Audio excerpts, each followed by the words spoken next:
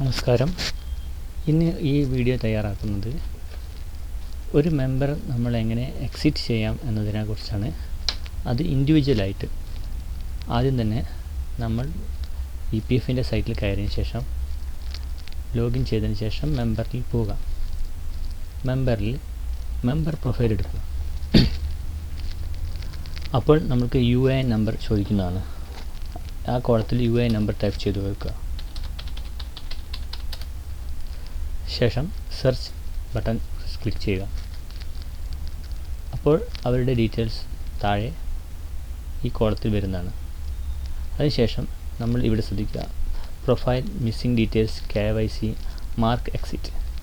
ഈ mark exit എന്നുള്ള ഫംഗ്ഷനാണ് നമ്മൾ ഒരാളെ എക്സിറ്റ് ചെയ്യുന്നതിന് ഉപയോഗിക്കുന്നത്. അതിനായി ആ ബട്ടണിലേക്ക് പ്രസ് ചെയ്യുക. അപ്പോൾ അവരുടെ കോളത്തിൽ എക്സിറ്റ് റീസൺ, എക്സിറ്റ് ഡേറ്റ് ചോദിക്കുന്നതാണ്. അപ്പോൾ നമ്മൾ ആദ്യം എക്സിറ്റ് റീസൺ മാൻഡേറ്ററി ആണ്, കൊടുക്കേണ്ടതാണ്. അതിനുശേഷം exit date.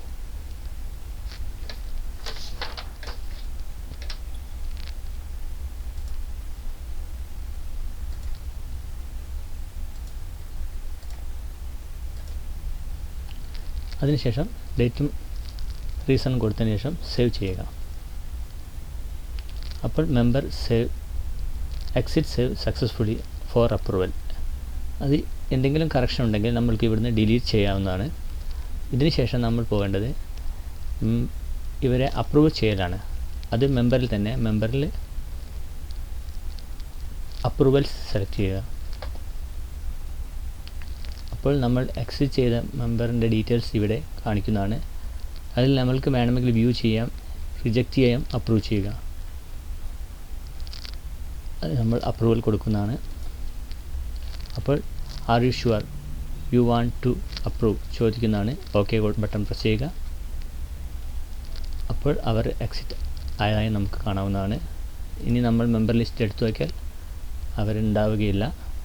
Thank you for watching my video. ഇഷ്ടപ്പെട്ടാൽ ലൈക്ക് ചെയ്യുക, സബ്സ്ക്രൈബ് ചെയ്യുക.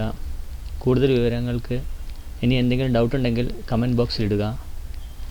അറിയാവുന്നിടത്തോളം കാര്യങ്ങൾ ഞാൻ പറഞ്ഞു തരുന്നതാണ്. Thank you all.